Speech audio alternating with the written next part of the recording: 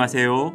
저는 이웃을 섬기고 다음 세대를 세우는 교회 경기도 시흥시에 위치한 수인중앙교회 김진 목사입니다. 2017년 종교개혁 500주년을 기념해서 독일을 갔다가 베를린에 있는 홀로코스트 기념관을 방문한 적이 있습니다. 2차 세계대전 때 독일에서 학살당한 600만 명의 유태인 희생자들을 기억하기 위한 일종의 비석들이었는데요. 그곳을 바라보는 것만으로도 숙연해졌습니다. 우리나라와 이스라엘 두 민족은 외침에 의한 순환을 많이 겪었다는 공통점이 있습니다. 그래서 이스라엘 예루살렘에 가면 야드 바셈이라는 2차 세계대전 희생자를 기념하는 기념관이 있는데 그 벽면에 이런 글이 새겨져 있다고 합니다. 우리는 용서할 수 있다. 그러나 잊을 수는 없다. 이처럼 어느 나라나 기념비와 기념관은 항상 그것이 세워진 역사를 그 당대뿐만 아니라 그 다음 세대에게도 기억하도록 합니다. 여러분, 지금 우리가 반드시 기억하고 또 우리의 다음 세대가 반드시 기억해야 할 하나님의 역사는 무엇일까요? 여호수아 4장을 보면 요단강을 건넌 이스라엘 백성들에게 이 돌들이 이스라엘 자손에게 영원히 기념이 되리라 라고 말씀하십니다. 이때 이스라엘 백성들이 기념비를 쌓은 돌들은 아무 데서나 볼 수 있는 평범한 돌들이 아니었습니다. 하나님의 기적이 아니면 절대 볼 수 없는 요단강 바닥에 있던 돌들이었습니다. 그러니 요단강 가운데서 가져온 돌들로 세운 기념비를 보면서 불가능을 가능으로 인도해 주신 하나님을 기억하라는 메시지였습니다. 그런데 이 기념비를 세운 것은 나를 위한 것이 아니라 후일에 태어날 자손들에게 요단강을 건넌 것이 하나님의 권능에 의한 기적적인 사건이라는 것을 알리기 위한 것입니다. 사람은 한 번 말하면 금방 잊어버리기 때문에 앉으나 서나 기회가 있을 때마다 반복해서 가르쳐 줘야 합니다.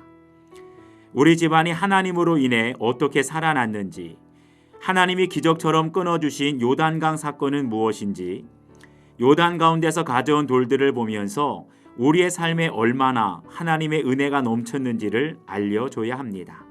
그러고 보면 우리 인간이 얼마나 연약한 망각의 존재인지를 잘 알 수 있습니다.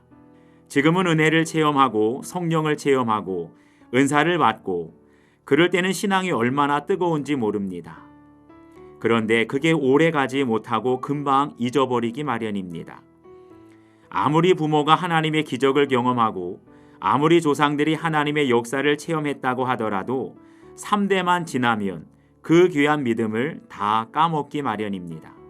하나님께서는 인간들의 이런 완악함을 아시고 돌로 만든 기념비를 볼 때마다 항상 요단강을 끊으신 하나님의 기적을 기억하라고 말씀하십니다.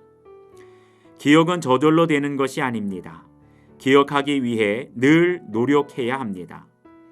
기념비를 만들고 일기를 쓰고 핸드폰에 메모를 해서라도 끊임없이 하나님의 역사를 기억하고 후대에 전할 수 있어야 합니다.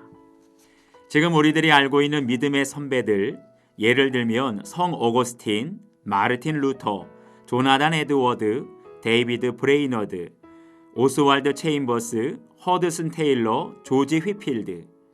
우리가 어떻게 이분들의 영적인 삶을 기억할 수 있을까요? 이분들의 공통점은 모두 주님과 동행하는 일기를 기록했다는 점입니다.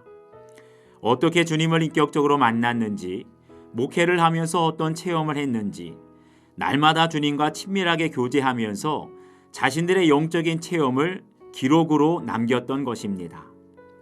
그런 기록들이 남아있기 때문에 비록 우리가 그분들을 직접 만나서 들을 수는 없지만 그분들이 경험한 하나님의 역사를 지금 우리도 생생하게 기억할 수 있는 것입니다. 비록 지금은 작고 사소한 일들처럼 보여도 주님과 동행했던 삶을 기록으로 남기게 되면 우리의 기도와 수고와 인내의 삶이 훗날 어떤 열매를 맺게 되었는지 우리의 후손들이 하나님의 역사를 기억하게 될 것입니다. 여러분 한번 생각해 보시기 바랍니다. 나의 자녀나 후손들에게 물려줄 여러분의 믿음의 간증이 있습니까? 내 인생에서 하나님의 기적의 증거인 돌 기념비는 과연 무엇인지 생각해 보시기 바랍니다. 저는 경기도 시흥시에 위치한 수인중앙교회 김진 목사입니다.